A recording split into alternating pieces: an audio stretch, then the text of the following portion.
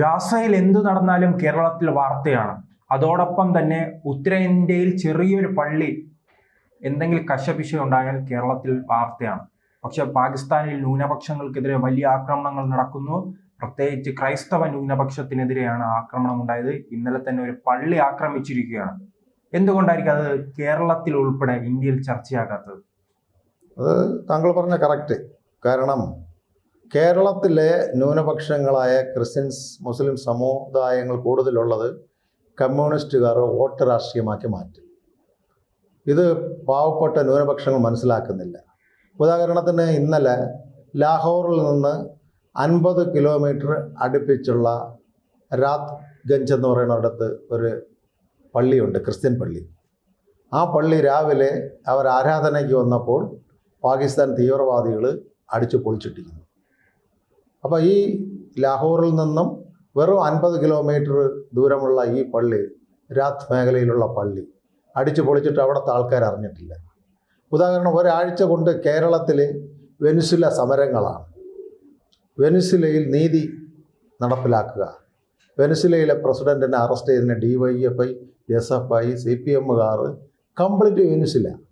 കേരളത്തിലോ ഇന്ത്യയിലോ എന്തെങ്കിലും നടന്നാൽ അവർക്ക് സമരങ്ങളില്ല.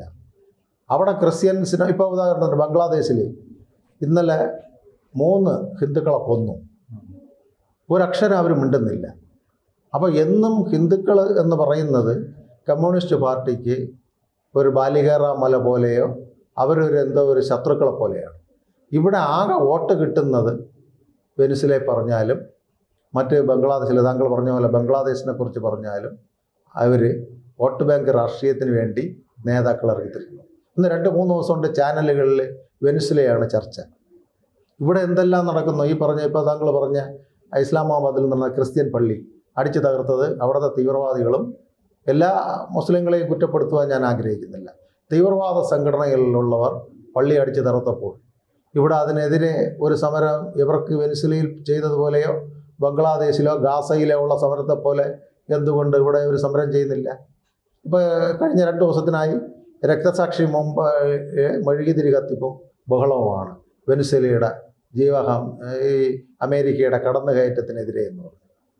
ഇപ്പോൾ ഇത്തരം വാർത്ത ഇന്ന് നമ്മുടെ വാർത്താ മാധ്യമങ്ങളും പത്രങ്ങളും TV ചാനലുകളും വളരെ ചെറുതായിട്ട് പറയുള്ളൂ. ഹിന്ദുക്കൾക്കെതിരെ ഉത്തരേന്ത്യയിൽ യോഗി അല്ലെങ്കിൽ മധ്യപ്രദേശിൽ അല്ലെങ്കിൽ ഡൽഹിയിൽ എന്തെങ്കിലും നടന്ന ഉടനെ രക്തസാക്ഷി മണ്ഡപത്തിൽ മെഴുകുതിരി കത്തിപ്പ്, മറ്റ് മനുഷ്യാവകാശ സംഘടനകൾ ഇറങ്ങക്കം. അതാണ് താങ്കൾ പറഞ്ഞ പോലെ ഈ ന്യൂനപക്ഷങ്ങളെ, അവിടെ ഹിന്ദു ന്യൂനപക്ഷമാണ്, ക്രിസ്ത്യൻ ന്യൂനപക്ഷമാണ് പാകിസ്ഥാനിൽ. അതുപോലെ പാകിസ്ഥാൻ്റെ കറാച്ചിയിൽ, പാകിസ്ഥാൻ്റെ പല മേഖലകളിലും അവിടെ ന്യൂനപക്ഷക്ക് സംരക്ഷണമില്ല. ഈ ഇടതുപക്ഷത്തിന് ന്യൂനപക്ഷമെന്ന് പറയുമ്പം പാകിസ്ഥാനിലും ബംഗ്ലാദേശിലും അഫ്ഗാനിസ്ഥാനിലും ഹിന്ദുക്കളും ക്രിസ്ത്യാനികളും ന്യൂനപക്ഷമാണ്. എന്തുകൊണ്ട് അതിനെതിരെ പോളിറ്റ് ബ്യൂറോ ഇപ്പോൾ MA ബേബി ഫുട്ബോൾ കളിക്കുന്നതിന് പോലെ ഉപമിച്ചിരിക്കുകയാണ് പരാജയത്തിന്. അത് കഴിഞ്ഞിട്ട് അദ്ദേഹത്തിൻ്റെ മെനഞ്ഞാന്നത്തെ സ്റ്റേറ്റ്മെൻറ്റ് അമേരിക്കയുടെ വെനിസുല കടന്നുകയറ്റം, അത് കഴിഞ്ഞിട്ട് ഈ പറഞ്ഞ പോലെ ഗാസയിലുള്ള പ്രശ്നം.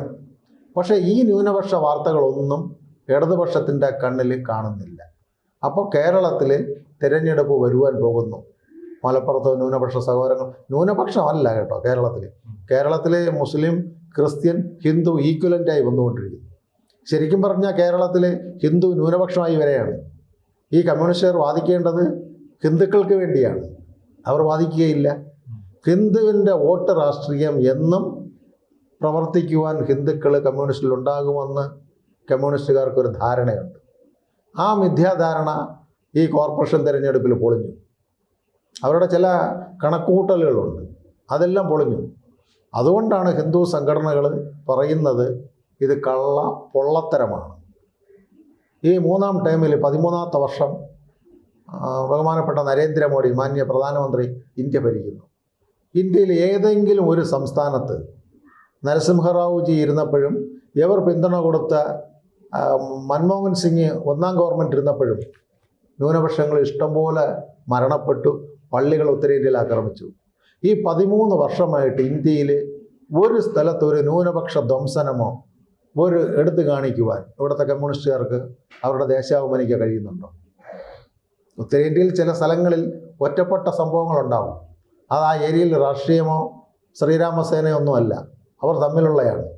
പക്ഷേ ഉത്തരേന്ത്യയിൽ ഈ നാളിതുവരെ ഒറ്റപ്പെട്ട സമരങ്ങൾ, വർഗീയ ലഹളകൾ നടന്നിട്ടില്ല എന്ന് മുസ്ലിം സഹോദരന്മാർ തന്നെ പറഞ്ഞിട്ടുണ്ട്. പാർലമെൻറ്റിൽ OIC എന്ന് പറയുന്ന MP പ്രഖ്യാപിച്ചു.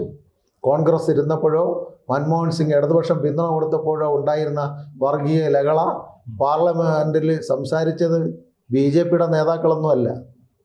അദ്വാനിജി, നമ്മുടെ അമിത്ഷായോ ധർമ്മേന്ദ്ര പ്രധാനോ മുരളീധരനോ അല്ലെങ്കിൽ രാജീവ് ചന്ദ്രശേഖര, സുരേഷ് ഗോപിയൊന്നും അല്ല. അവിടെ സംസാരിച്ചത് OIC-യാണ്. ഈ 13 വർഷം മോഡി ഗവൺമെൻറ്റിൻ്റെ ഭരണം ഭാരതത്തിലെ ന്യൂനപക്ഷങ്ങൾക്ക് വളരെ സംരക്ഷണം നൽകുന്നു. എന്തിനേറെ പറഞ്ഞു, ഡൽഹി ഇമാം പറഞ്ഞിരിക്കുന്നു, ലോകത്തിലെ ഏറ്റവും കൂടുതൽ ന്യൂനപക്ഷ സംരക്ഷണം തരുന്ന ഒരു രാജ്യം ഭാരതമാണെന്ന് ഡൽഹി ഇമാം പറഞ്ഞിരിക്കുന്നു. ഇത്തരത്തിലൊരു സ്വാതന്ത്ര്യം മുസ്ലിം സഹോദരന്മാർക്ക് ലോകത്തൊരിടവുമില്ല. അല്ല, കേരളത്തിലെ മതസംഘടനകളെ അതോടൊപ്പം തന്നെ മതന്യൂനപക്ഷങ്ങളെ വെറും വോട്ട് ബാങ്കായി മാത്രമാണല്ലേ CPM കോൺഗ്രസും കാണുന്നത്? അതെ, ആ വോട്ട് ബാങ്ക് രാഷ്ട്രീയമാണ് ഈ വരുന്ന 2 മാസം കഴിഞ്ഞ് ഏപ്രിലിൽ തിരഞ്ഞെടുപ്പ് പ്രഖ്യാപിച്ച് നടക്കുവാൻ പോകുമ്പോൾ വോട്ട് കിട്ടണം. അല്ലാതെ ഭരണത്തിൻ്റെ പേരിൽ ഇവർക്ക് വോട്ട് മേടിക്കാൻ കഴിയില്ല. ഇപ്പോൾ തിരുവനന്തപുരം, കൊല്ലം തുടങ്ങിയ, തൃശ്ശൂർ തുടങ്ങിയ, ആലപ്പുഴ തുടങ്ങിയ ഹിന്ദു ഭൂരിപക്ഷ മേഖലകളിൽ ഇനി എന്തായാലും ഇവരുടെ ഈ നുണപ്രചരണം ഏൽക്കുകയില്ല. പണ്ടൊക്കെ കമ്മ്യൂണിസ്റ്റ് പാർട്ടി വിജയിക്കുന്നത് KPSCയുടെ നാടകവും ശാംബശിവൻ്റെ കഥാപ്രസംഗമാണ്. ഇപ്പോഴത്തെ ഇൻഫർമേഷൻ ടെക്നോളജി യുഗമാണ്, AI ആണ്, ആർട്ടിഫിഷ്യൽ ഇൻ്റലിജൻസ്, നിർമ്മിത ബുദ്ധി. ഈ സമയത്തൊന്നും ന്യൂജൻ പയ്യന്മാരെ അടുത്ത് പോയിട്ട് കമ്മ്യൂണിസവും KPSC നാടകവും നമ്മളെ ശാംബശിവൻ്റെ കഥാപ്രസംഗം എന്നും പറഞ്ഞാലൊന്നും അരിവാൾ ചിറ്റികളിന് വോട്ട് കിട്ടുകയൊന്നുമില്ല. അല്ലെങ്കിൽ 10 പാട്ട് ഇന്ന് ആ പാട്ടുകളിടുന്നല്ലോ, നഷ്ടപ്പെടുവാൻ ഞങ്ങൾക്ക് കൈവിലങ്ങുകൾ, കിട്ടാനുള്ളത് ഞങ്ങൾക്ക് പുതിയൊരു ലോകം.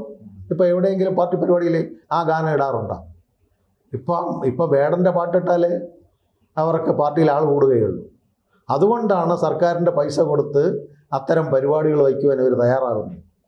ബംഗ്ലാദേശിൻ്റെയും ഗാസയുടെയും ഈ പറഞ്ഞ അധിനിവേശം നടക്കുന്ന രാജ്യങ്ങളുടെ പേര് പറഞ്ഞ് രക്തസാക്ഷി മണ്ഡപത്തിൽ DYFIയും SFIയും മെഴുകുതിരി കത്തിക്കുന്നതും മൗനജാഥ നടത്തുന്നതും ബിരിയാണി ചലഞ്ച് ചെയ്യുന്നതുമെല്ലാം.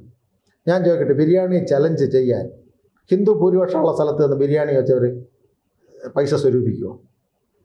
അവർ മുസ്ലിം ഭൂരിപക്ഷമുള്ള സ്ഥലത്ത് മലപ്പുറം മേഖലകൾ, ഇവിടെ കാരിക്കമണ്ഡപം പോലുള്ള മേഖലകൾ, നെടുമങ്ങാട്, തൊളിക്കോട് തുടങ്ങിയ മേഖലകൾ, ബാൽഡാരം തുടങ്ങിയ മേഖലകളിൽ ഇവരങ്ങനെയാണെങ്കിൽ അവർക്കൊരു പോളിസി ഉണ്ടെങ്കിൽ എല്ലായിടവും ബിരിയാണി ചലഞ്ച് ചെയ്യണം, പാർട്ടിക്ക് പൈസ ഉണ്ടാക്കണം. ഇത് എവിടെയാണോ ന്യൂനപക്ഷങ്ങൾ കൂടുതലുണ്ട്, മുസ്ലിം സഹോദരങ്ങളുണ്ട്. ഇപ്പം എനിക്കറിയാവുന്ന ഒത്തിരി മുസ്ലിം സഹോദരങ്ങളുണ്ട്. അവരെല്ലാം മനസ്സിലായി ഇവിടെ ആരാണ് ന്യൂനപക്ഷ സംരക്ഷകർ, ആരാണ് ഭൂരിപക്ഷത്തെ സംരക്ഷിക്കുന്നതെന്ന് വ്യക്തമായിട്ട് ഇവിടുത്തെ മുസ്ലിം സംഘം, ഇപ്പോൾ എൻ്റെ കൂടെ ജോലി ചെയ്യുന്ന പല സുഹൃത്തുക്കളും മുസ്ലിം സഹോദരന്മാരും പറഞ്ഞിട്ടുണ്ട്. അവർ പറയുന്നുണ്ട്, ഇപ്പം നമ്മൾ നല്ല സമാധാനത്തോടുകൂടി കേരളത്തിൽ കഴിയുന്നു, നല്ല സമാധാനത്തോടുകൂടി ഇന്ത്യയിൽ കഴിയുന്നു, അവരുടെ മതം പ്രചരിപ്പിക്കുന്നു. RSSും BJPയും ഒന്നേ പറയുന്നുള്ളൂ, നിർബന്ധിത മതപരിവർത്തനം പാടില്ല. ഒരാളെ നിർബന്ധിച്ച് മതപരിവർത്തനം ചെയ്യരുത്. ഏകോദരത്വ സഹോദരങ്ങളെപ്പോലെ അവരുടെ മതം പ്രചരിപ്പിക്കുവാൻ ഇവിടെ അവകാശം കൊടുത്തത് ഹിന്ദു രാജാക്കന്മാരാണ്. കൊടുങ്ങല്ലൂർ എന്ന് പറയുന്ന സ്ഥലത്ത് AD 13-ാം നൂറ്റാണ്ട് 14-ാം നൂറ്റാണ്ട് തുടങ്ങിയ സമയങ്ങളിൽ ഇവിടെ കച്ചവടത്തിന് വന്ന അറബികൾക്കും പാഴ്സികൾക്കും ആദ്യമായിട്ട് തിരുവിതാംകൂർ രാജഭരണകാലത്ത് കൊടുങ്ങല്ലൂർ ക്ഷേത്രം പണിചെയ്തിരുന്ന കട്ടള എടുത്തുകൊണ്ടാണ് അവർക്ക് ആരാധനാ സ്വാതന്ത്ര്യത്തിന് പള്ളി വയ്ക്കുവാൻ സ്ഥലം കൊടുത്തത്. അത് ഞാൻ പറയുന്നതല്ല, ഇവിടുത്തെ പബ്ലിക് ലൈബ്രറികളിലും രാജഭരണകാലത്തും ഉണ്ട്. നമ്മളെ ഇവിടുത്തെ പൂന്തുറ പോലുള്ള ഭീമാ പള്ളികൾ പോലുള്ള സ്ഥലത്ത് ആരാധനാ സ്വാതന്ത്ര്യം കൊടുത്തതെന്ന് ആർക്കിയോളജി ഡിപ്പാർട്ട്മെൻറ്റിലെ ചരിത്ര ഗവേഷണങ്ങൾ പരിശോധിച്ച് നോക്കണം. അപ്പോൾ ഇവിടെ എന്നും ഭാരതത്തിലും കേരളത്തിലും രാഷ്ട്രീയ സ്വയംസേവാ സംഘവും അതിൻ്റെ പരിവാർ പ്രസ്ഥാനങ്ങളും ന്യൂനപക്ഷങ്ങളെ സംരക്ഷിച്ചിട്ടുള്ളതേ ഉള്ളൂ, ന്യൂനപക്ഷങ്ങളെ ദ്രോഹിച്ചിട്ടില്ല. ഇവിടെ നമുക്ക് മാറാട് എടുത്തു നോക്കാം. മാറാട് ചന്ദനക്കുട നടക്കുന്ന പള്ളിയിൽ ആദ്യമായിട്ട് അക്രമം കാണിച്ചത് കമ്മ്യൂണിസ്റ്റ് മാർക്സിസ്റ്റ് പാർട്ടി ഓഫ് ഇന്ത്യയാണ്. അവിടെ ഇടത്തോട്ട് മുണ്ടെടുത്തുകൊണ്ട് പോണവരെ എല്ലാവരെയും അവർ അടിച്ചിട്ടുണ്ട്. അവർ മുഹമ്മദി ആരാണോ എന്ന് തുണി പൊക്കി നോക്കിയിട്ടുണ്ട്. ഇപ്പോൾ ബാക്കി നമ്മുടെ ഇവിടെ കാശ്മീരിൽ നടന്ന ലിംഗം നോക്കി വെടിയിച്ചു എന്നില്ലേ തീവ്രവാദികൾ, പകൽഗാം പോലുള്ള അതുപോലത്തെ പരിപാടികൾ ഇവരിവിടെ എടുത്തിട്ടുണ്ട്. നീണ്ട 15-20 വർഷത്തിന് മുമ്പേ മാറാടുള്ള മുസ്ലിം സഹോദരനോട് ചോദിച്ചാൽ അറിയാം, കമ്മ്യൂണിസ്റ്റുകാരുടെ അവിടെ RSSകാർ മാറാട് 20 വർഷങ്ങൾക്ക് മുമ്പ് കമ്മ്യൂണിസ്റ്റ് ഈ അവിടുത്തെ മുസ്ലിം സഹോദരങ്ങൾക്ക് പിന്തുണ കൊടുത്തിട്ടുണ്ട്. അതുപോലെ നമ്മുടെ ഭീമാവള്ളി വഴി തീവെപ്പ് നടന്നപ്പോൾ ഇവിടുത്തെ വർഗീയ ലഹള പൂന്തറയിൽ അവിടുത്തെ മുസ്ലിങ്ങളെ പിരിയേറ്റാൻ നോക്കി. നല്ലവരായ ഇമാംമാർ ഉള്ളതുകൊണ്ട് അവർ പറഞ്ഞു, ഹിന്ദുക്കൾ നമുക്കിവിടെ അഭയം തന്ന രാജഭരണങ്ങളാണ്.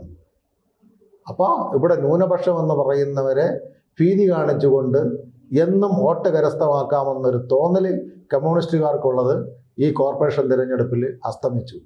അതുകൊണ്ട് മുസ്ലിം നേതാക്കൾ തന്നെ, ഇപ്പോൾ പാളയ ഇമാം, മൗലവി, അവർ പറയുന്നത് ഹിന്ദുക്കളും മുസ്ലിങ്ങളും സഹോദരങ്ങളും പോലെ ഒരു പ്രശ്നവുമില്ലാതെ കേരളത്തിൽ കഴിയുന്നു. ഇവിടെ രാഷ്ട്രീയ ലാഭത്തിന് വേണ്ടിയാണ് അവർ നോക്കുന്നത്. അതുകൊണ്ടാണ് കേരളത്തിലെ മലപ്പുറം പണ്ടൊക്കെ ഈ അയോധ്യ സമയം നടന്നപ്പോൾ എല്ലാം ജനങ്ങൾ മറന്നു. ഇന്നും അയോധ്യയെ ഓർമ്മിപ്പിക്കുന്നത് ഇടതുപക്ഷക്കാരാണ്. അതുകൊണ്ടാണ് അയോധ്യയുടെ നൈസാം ഇപ്പോഴത്തെ പ്രതിഷ്ഠാ സമയത്ത് അവിടെ പങ്കെടുത്തു. ബഹുമാനപ്പെട്ട മോഡിജി വന്നപ്പോൾ ആ അയോധ്യ സുപ്രീം കോടതിയിൽ കേസ് നടന്നിട്ടും അദ്ദേഹം പറഞ്ഞു, ഇത് ഞമ്മൻ്റെയും കൂടി ആരാധനാ കേന്ദ്രമാണ്. അദ്ദേഹം ഇംഗ്ലീഷ് പത്രങ്ങളിൽ സ്റ്റേറ്റ്മെൻ്റ് ഉണ്ട്, ഞമ്മൻ്റെ ബാപ്പ, ഞമ്മൻ്റെ ബാപ്പാൻ്റെ ബാപ്പ, ബാപ്പാൻ്റെ ബാപ്പ മുസ്ലിങ്ങളായിരിക്കാം, പക്ഷേ അവരുടെ പൂർവികരാരായിരുന്നു? ഹിന്ദു. വീർ ബഹദൂർ മഹാരാജാവ് ഭരിച്ചുകൊണ്ടിരുന്നപ്പോൾ ഉത്തർപ്രദേശിൽ അവിടുത്തെ നൈസാമാർക്ക് ആരാധനാ സ്വാതന്ത്ര്യം കൊടുത്ത രാജകുടുംബമാണ് അയോധ്യയിലുള്ളവർ. ആ അയോധ്യയിലേക്ക് വേണ്ടി ബഹുമാനപ്പെട്ട ഇവരെല്ലാം പറയുന്നു അയോധ്യ പള്ളി പൊളിച്ചു. ഇസ്ലാമിൽ ഒരിടവും ഒരു വ്യക്തിയുടെ പേരിൽ പള്ളി പറഞ്ഞിട്ടില്ല. താങ്കൾക്കറിയാമോ? അവർക്ക് പവിത്രമായ ഈ നബിയുടെ പേരിലെ പള്ളിയുള്ളൂ. അയോധ്യ അറിയപ്പെടുന്നത് എന്താണ്? ബാബറി മസ്ജിദ് പള്ളി എന്നാണ്. ഒരു വൈദേശികകാരിയായ ആക്രമകാരിയായ ബാബറിൻ്റെ പേരിൽ പള്ളി പാടില്ല. നല്ല ഇസ്ലാമിസ്റ്റുകൾ പറയുന്നവരതാണ്. സിയ വിഭാഗക്കാർ പറയുന്നു ഒരു വ്യക്തിയുടെ പേരിൽ പള്ളിയില്ല, പടച്ചവനായ പരിശുദ്ധനായ പിതാവിൻ്റെ പേരിലെ പള്ളിയുള്ളൂ. പിന്നെ എങ്ങനെയാണ് അത് ആരാധനാ സ്വാതന്ത്ര്യം? അതുകൊണ്ടാണ് പല നബിമാരും മറ്റേ സിയ വിഭാഗത്തിൽപ്പെട്ടവർ പറയുന്നത് അതൊരു ഡിസ്പ്യൂട്ട് കെട്ടിടമാണ്, ബിൽഡിങ്ങാണ്. ബഹുമാനപ്പെട്ട സുപ്രീം കോടതി അന്വേഷിച്ച അഹമ്മദ് കമ്മീഷൻ പറഞ്ഞ എന്താ? അവിടെ നൂറ്റാണ്ടുകൾക്കപ്പുറം വിഗ്രഹം കുഴിച്ചപ്പോൾ രാമൻ്റെ രഥത്തിൻ്റെ അംശങ്ങളും കാര്യങ്ങളും കിട്ടി. അതിൻ്റെ അടിസ്ഥാനത്തിലാണ് ബഹുമാനപ്പെട്ട സുപ്രീം കോടതി അത് രാമൻ്റെ ജന്മസ്ഥലമാണ്, അവിടുത്തെ സ്ഥലം കണ്ടുപിടിച്ച് ബഹുമാനപ്പെട്ട സുപ്രീം കോടതിയാണ് പറഞ്ഞത് അവിടെ ക്ഷേത്രം വയ്ക്കാൻ. അല്ലാതെ വാജ്പേയിയോ അദ്വാനിയോ നമ്മുടെ നരേന്ദ്രമോദിയോ അല്ല. പിന്നെ പ്രകടന പത്രികയിൽ ബഹുമാന്യ BJPയുടെ പ്രകടന പത്രികയിൽ പറഞ്ഞിട്ടുണ്ട്, BJP അധികാരത്തിൽ വന്നാൽ ഭാരതത്തിൻ്റെ ആരാധ്യമൂർത്തനായ രാമൻ്റെ പേരിൽ UPയിൽ ക്ഷേത്രം പണിയും. അതൊരു ഗവൺമെൻറ് ഇവിടുത്തെ ഭൂരിപക്ഷം മതവിഭാഗത്തിന് കൊടുത്ത ഉറപ്പാണ്. ഈ രാജ്യത്തല്ലാതെ രാമൻ്റെ ക്ഷേത്രം നമ്മൾ പാകിസ്ഥാനിൽ കൊണ്ടുവയ്ക്കാൻ പറ്റുമോ? ബംഗ്ലാദേശിൽ വയ്ക്കാൻ പറ്റുമോ? ഉഗാണ്ടയിൽ പോയി വയ്ക്കാമോ? അപ്പം രാമൻ ജനിച്ചതെന്ന് നമ്മുടെ 4ാം ക്ലാസ്സിലും 5ാം ക്ലാസ്സിലും പുസ്തകത്തിൽ സാറന്മാരെ ചെറുതിലെ 10-30 വർഷത്തിന് മുമ്പ് നമ്മളെ പഠിപ്പിച്ചത് രാമൻ അയോധ്യയിൽ ജനിച്ചു. അല്ലാതെ ചരിത്ര പുസ്തകത്തിൽ ബാബർ അയോധ്യയിൽ ജനിച്ചു, ബാബർ പള്ളി ഉണ്ടെന്നല്ല നമ്മളെ പഠിപ്പിച്ചിട്ടുള്ളത്. അതിനെന്ത് തെറ്റ്? പ്രകടന പത്രികയിൽ BJP പറഞ്ഞു രാമന് വേണ്ടിയുള്ള ക്ഷേത്രം പണിയുവാൻ പ്രതിജ്ഞാബദ്ധമാണ് ഭാരതീയ ജനതാ പാർട്ടി. അക്കാര്യം ചെയ്തപ്പോൾ കേരളത്തിലെ ന്യൂനപക്ഷങ്ങളുടെ വർഗീയ ലഹള കത്തിക്കുവാൻ വേണ്ടി ഡിസംബർ 26 എല്ലാ ദിവസവും അവർക്ക് കരിദിനമാണ്. UPയിലുള്ള ജനങ്ങൾക്കോ അയോധ്യയിലുള്ള ജനങ്ങൾക്കോ ഫൈസാബാദിലുള്ളവർക്കോ കരിദിനമില്ല. ഇന്ന് ഏറ്റവും കൂടുതൽ UPയിൽ വ്യവസായം ചെയ്യുന്നതാരെ കടകൾ. ഞാൻ പോയിട്ടുണ്ട്. ഞാൻ 30 ദിവസം അവിടെ രാമപ്രതിഷ്ഠാ സമയത്ത് രാമൻ്റെ അവിടുത്തെ പാദസേവയും ചെയ്ത് എല്ലാം നമ്മൾ ജോലി നോക്കിയിട്ടുണ്ട്. ഒരു രാമഭക്തനായതുകൊണ്ട് അവിടെ ഏറ്റവും കൂടുതൽ ബുക്ക് സ്റ്റാൾ നടത്തുന്ന മുസ്ലിം സഹോദരങ്ങൾ. BJPക്ക് RSSന് എതിർപ്പില്ല. ഏറ്റവും കൂടുതൽ ഹോട്ടൽ മുറികൾ കൊടുക്കുന്നത് മുസ്ലിം സഹോദരങ്ങൾ. BJPക്ക് RSSനോ അവിടുത്തെ യോഗി ഗവൺമെൻറ്റിനോ എതിർപ്പില്ല. ഏറ്റവും കൂടുതൽ മാല വിൽക്കുന്നതും രാമൻ്റെ പടങ്ങൾ വിൽക്കുന്നതും മുസ്ലിം സഹോദരങ്ങളാണ്. അവിടെ ബി ജെ പിക്കോ അവിടുത്തെ ഭരണകർത്താക്കൾക്കോ മുനിസിപ്പാലിറ്റിക്കോ എതിർപ്പില്ല. എതിർപ്പെല്ലാം കേരളത്തിലുള്ള കമ്മികൾക്കാണ്, കൊങ്ങികൾക്കാണ്. അവിടെ മഴ പെയ്യുമ്പോൾ ഇവിടെ കൂടെ, പണ്ട് ഇവരുടെ നയം അതാണ്. ചൈനയിൽ മഴ പെയ്യുമ്പോൾ ഇന്ത്യയിൽ കുട പിടിക്കും. അതുകൊണ്ടാണല്ലോ നമ്പൂതിരിപ്പാട് സാറിൻ്റെ ബുക്കിലെല്ലാം പറയുന്നത്, ചൈന ഇന്ത്യ യുദ്ധം നടന്നപ്പോൾ ബൈ ബൈ, ചൈന ചൈനയുടെ എന്നും ഇന്ത്യ ഇന്ത്യയുടെ എന്നും സ്ഥലങ്ങൾ പിടിച്ചടക്കി. അല്ലാതെ ചൈന ഇന്ത്യയുടെ സ്ഥലം ചൈന പിടിച്ചടക്കിയെന്ന് നമ്പൂതിരിപ്പാട് പറഞ്ഞിട്ടില്ല. ഉഴപ്പി ലാഗ് ചെയ്ത് മാറി. ഇതാണ് ഇന്ന് കമ്മ്യൂണിസ്റ്റുകാരും ചെയ്യുന്നത്. അവർക്കിവിടെ പറയുവാൻ ഒരു തത്വസംഹിതയില്ല, ഒരു ഭരണഘടനയില്ല. അവർ എന്തിൻ്റെ പേരിൽ വോട്ട് ചോദിക്കും? വികസനത്തിൻ്റെ പേരിൽ വോട്ട് ചോദിക്കാൻ ഒക്കില്ല. കാരണം ഇവിടുത്തെ ദൈവങ്ങളെല്ലാം കടൽ കടപ്പിച്ചു, അടിച്ചു മാറ്റലാണ്. ആ ആശയം പരാജയപ്പെട്ടപ്പോൾ വരുന്ന തിരഞ്ഞെടുപ്പിൽ ഹിന്ദുവിനെ ഉമ്മാക്കി കാണിച്ചുകൊണ്ട് ഇത്തരത്തിലുള്ള ഗാസ, ഇത്തരത്തിലുള്ള പാകിസ്ഥാൻ തുടങ്ങിയ സ്ഥലങ്ങളിലുള്ളത് ആയുധമാക്കുന്നു. അതുകൊണ്ട് പാകിസ്ഥാനിലെ ഈ ഇസ്ലാമാബാദിൽ നടന്നിട്ടുള്ള ന്യൂനപക്ഷ ക്രിസ്ത്യൻ പള്ളി ആക്രമണത്തിനും ഇവരിവിടെ മെഴുകുതിരി കത്തിക്കണം. ഇവർ ഇരട്ടത്താപ്പ് കാണിച്ചിട്ട് കാര്യമില്ല.